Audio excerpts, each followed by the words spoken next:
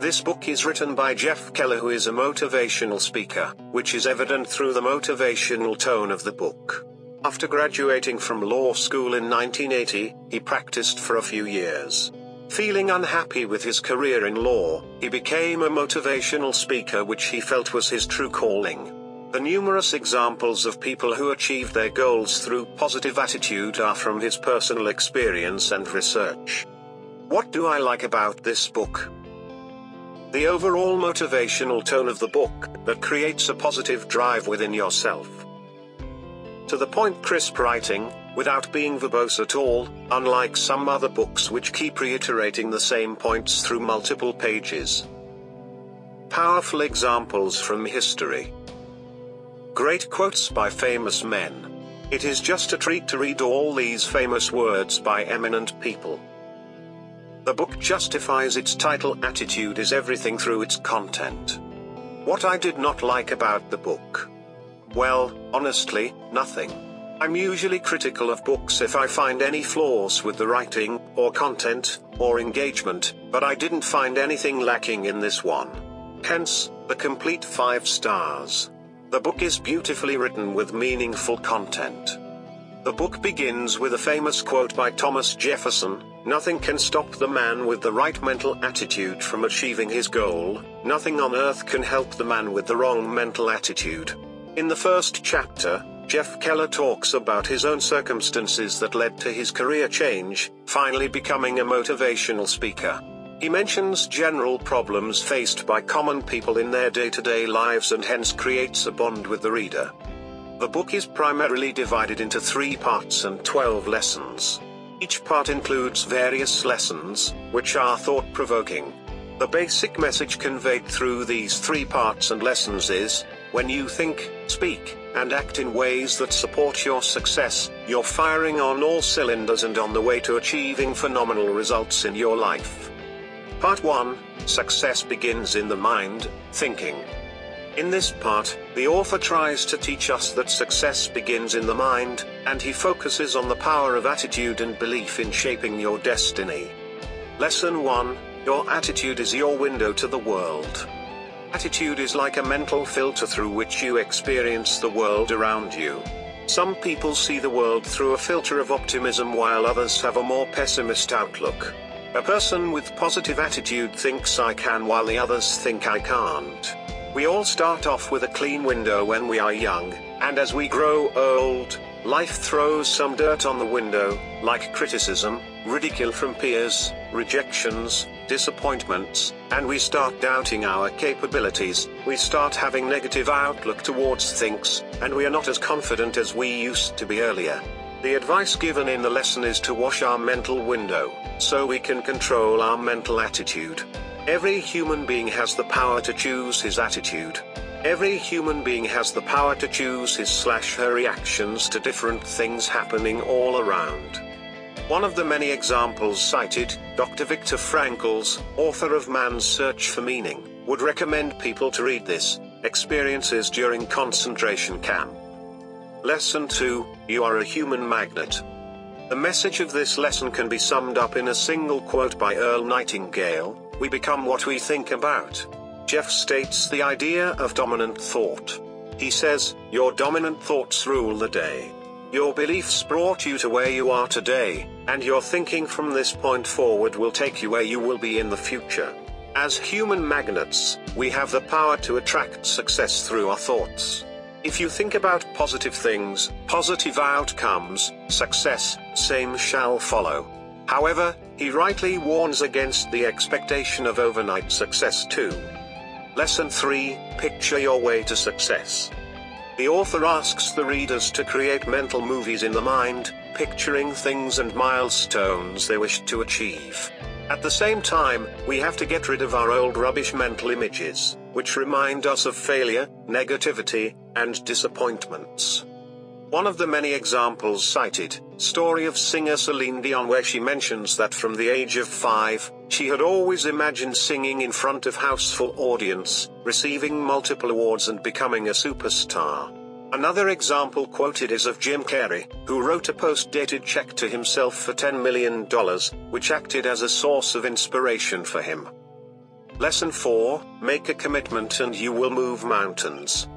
Jeff mentions the book The Ultimate Secret to Getting Absolutely Everything You Want by Mike M. Markey.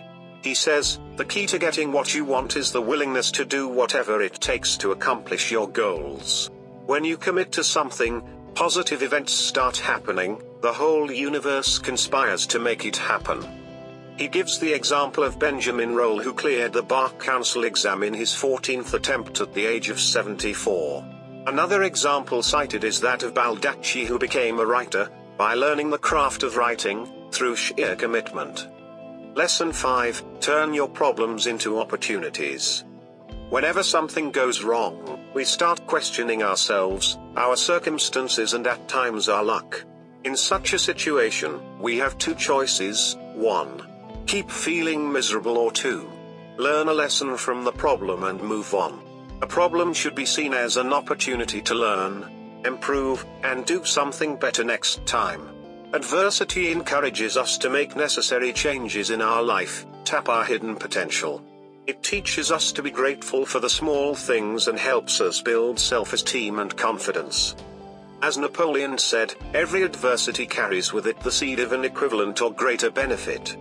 Part 2, watch your words, speaking. In this part, the author focuses on what we speak. What we say directly shows how we think and precedes our actions. Lesson 6, your words blaze trails. The author says that words have immense power. They can build your future, destroy opportunities, or help maintain the status quo. Your choice of words defines your personality. Always remember, thoughts greater than words, greater than beliefs, greater than actions, greater than results. The author cites an inspirational example of Kent Cullers, a scientist at NASA. Lesson 7, how are you? Jeff says that this question is the most frequently asked questions to any person, and what reply a person gives to this question is extremely important. Now, a reply to this question can be positive, mediocre, or negative. We should avoid negative answers as they drain the energy of others as well. Jeff says that we should always reply to this question with words such as terrific or great or other such positive words. This will help boost our confidence and create a positive outlook. Lesson 8, stop complaining. Nobody wants to hear about our pains and problems. As William Penn said, the secret of happiness is to count your blessings while others are adding up their troubles. Jeff says that complaining is a major problem in all of us, whereas it doesn't help anyone. It doesn't help the person ranting about his problems, and definitely doesn't help the listener who's least interested in listening to someone else's problems when he has plenty of his own. However, at the same time, the author clarifies that sharing your problems with your nearest ones is different from complaining, and rightly so. Part 3, Heaven helps those who act, action. In this part, the author emphasizes on the fact that without action, positive thoughts and words will not help you attain the level of success you aimed for. Lesson 9, associate with positive people. We are the average of the people we spend our most time with. The people you hang out with define your outlook and future because they greatly influence our thoughts and life. Hence, it is very important to be in the company of positive people who have definite goals for themselves. Hanging around folks with no ambition or goals, who imbibe negativity in you, will put you on the path of failure. Lesson 10, confront your fears and grow. The path that leads to success is often filled with obstacles. The people who succeed do so by overcoming these obstacles. If you want to achieve something, you have to get out of your comfort zone. You have to stretch yourself. Adopt a mindset that helps you acquire what you want.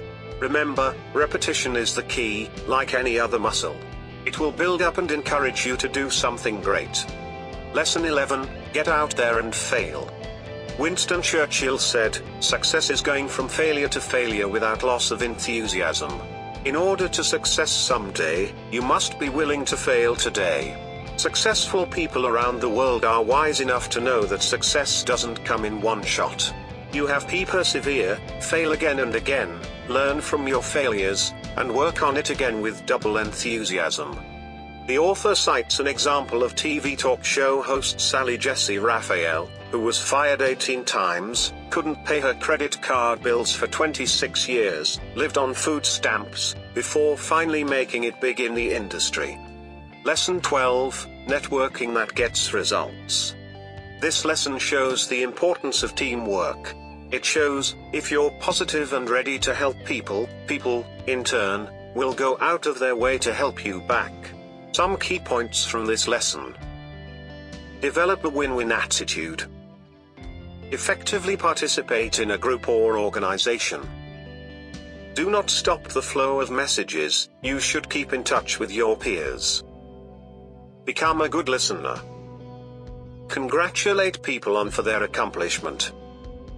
Make new friends in your field. Do more for others, before expecting something in return. In my opinion, this is one of the best self-improvement books ever written. The content of this book far outweighs its price, and although I have provided the summary for a quick glance, you can still go ahead and pick the book for a quick read. There are many more powerful, impactful examples cited throughout the book which make this one an interesting read. Recommended.